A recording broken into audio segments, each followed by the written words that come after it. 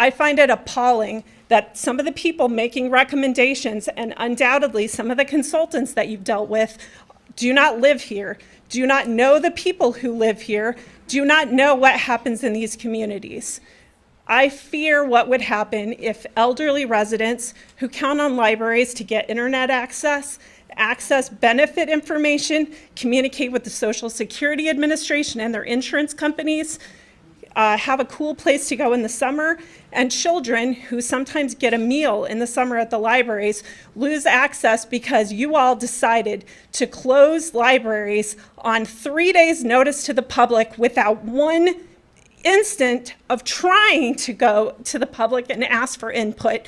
It's irresponsible. It's beyond belief. And if you proceed with this kind of action, you will lose faith with the county, not just for this year, not just for this month, but for years and years to come. Here tonight. We can get this done if you just give us the opportunity. This presentation was like a fire alarm, and I've heard a lot of people saying they didn't smell any smoke before. Or you lied to us saying it was an emergency, it wasn't an emergency, it is financial, it isn't financial. I'm told that tonight's room was booked on April 11th. So I'm sure that it was a mere oversight and not an effort to kind of hide the fact that there was a meeting. And to learn that the link to review the library's Destination 2027 plan is very difficult to find. But for those wondering, it can be found in the 9/19 meeting notes. Not being able to easily see and study the strategic plan certainly does make it more difficult for the public to give feedback. With all that we have going on with this generation and these children, they need a place to go. The library is that place. Have we considered that? You didn't ask the community. You didn't even give us the option. 2018, I was homeless. And, well, I was able to claw my way out of that situation thanks to the local library. Wondering, we're exploding with people in this county. So how are we cutting these things? I think this board has severely underestimated the community and the way that this community is willing to fight for this library. Okay, 2 days ago I found out about this meeting by reading it in the Post-Dispatch. Making kids go well far away for a safe space. Talked a lot earlier about how so many patrons have been asking for all these different services. When you stack that up against, hey, lose your library or have the services, I think your response is going to be dramatically different. And I think I would really ask that you have that you give us, the public, an opportunity to weigh those things rather than making assumptions about what we would or would not do, whether it be taxes or with services, et cetera. But please give us that opportunity. I would just ask that you please, with all the stuff you've already heard, please have the courage to delay any decision or action today. Thank you. And consider everything. Thank you. There are many broken homes and situations that teens my age are struggling with, and the library is a place that they can be safe, where they can go and they can study away from the toxicity of their home environment or whatever issues are occurring in their family at the moment. And to take that away would be devastating for the community and specifically those individuals.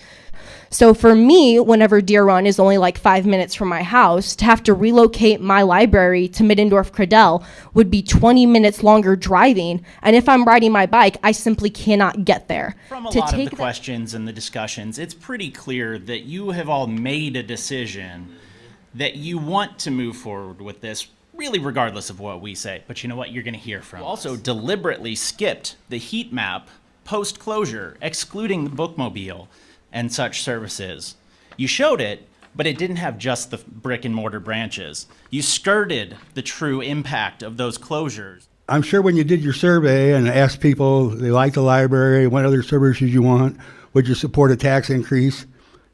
No, I don't think I would. But if you ask that same survey, well, you like the library, we might be able to get some more services, but we probably would need to do a tax increase or we're going to close 3 libraries. I bet you got a whole different response to that. It's insane to me that we didn't have public input into this process. It's ridiculous. On the fact that I got an email today, I'm on all of your guys' social medias, and this wasn't posted anywhere on any social media that this meeting was happening. You didn't show us any options other than the one and said, trust me, it's all good. And then you didn't share the information We've had a total of a couple hours to look at these slides. We haven't discussed it from a population standpoint as a stakeholder. But what good is saying, well, we're taking public comment after forming a single plan? I moved here from Louisiana, and I didn't think public boards could get or feel any shadier than they did from where we came from, but here we are. I work at Kisker Road, or at least I do for a while. I'd like to say that what's happening here tonight surprises me, but it doesn't. Many things that are decided and passed down from management are shady.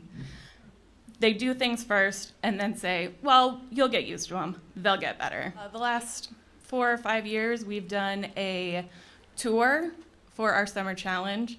If you look at the tour for this year, the branches that are not on there are Kisker, Maclay, Spencer, and Middendorf-Cradell.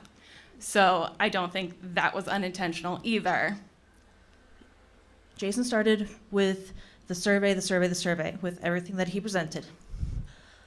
The problem with surveys and polling is that the language shapes the answer. So those of you who do not have experience with that, I want to put that in front of you. Times. The use of consultants seems to have been overused. During my tenure, my 20 years, we did a lot of work in-house. We did focus groups ourselves. Carl did salary surveys himself. We did a lot of things that could be sent out to consultants at a much higher price. We got a room full of people. We got hopefully some smart board members, a whole bunch of smart people here who use the library, who have a bazillion ideas about what we can do. You sure have taken care of yourself because you gave yourself 3 pay raises in 2022 and 2023. Last March, a year ago March, you gave him a $10,000 pay raise. Then this past September, you gave him another $15,000 pay raise. Now Jason makes $175,000 to $182,000 of our taxpayer money. Plus you give him a monthly car allowance, and it's reported that you give him a $10,000 annual annuity. You created a chief executive officer position, a chief financial officer position, a chief communication and engagement officer, a chief administrative officer, many directors, managers, supervisors. Yet you forgot about the people in the trenches and the branches. Libraries are important third spaces. Bookmobiles do not fill that same space.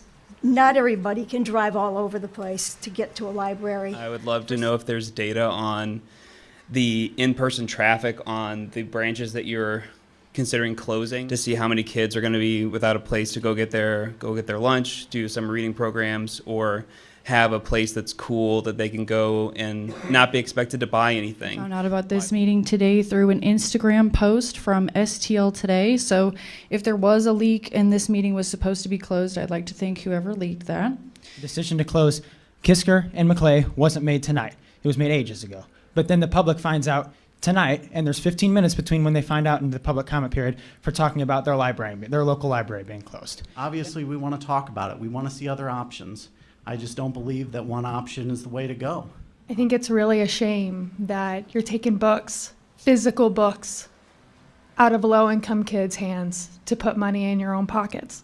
That's shameful. I work at Maclay, so sort of just found out tonight about all this. I just want you guys to put the pause on it and try to think of some other options. The larger libraries cannibalizing the smaller libraries to give them more services is not the answer. And a library is one of the greatest places to go and get that stress off. Everybody who has spoken has already really made the point, which is you don't understand your public.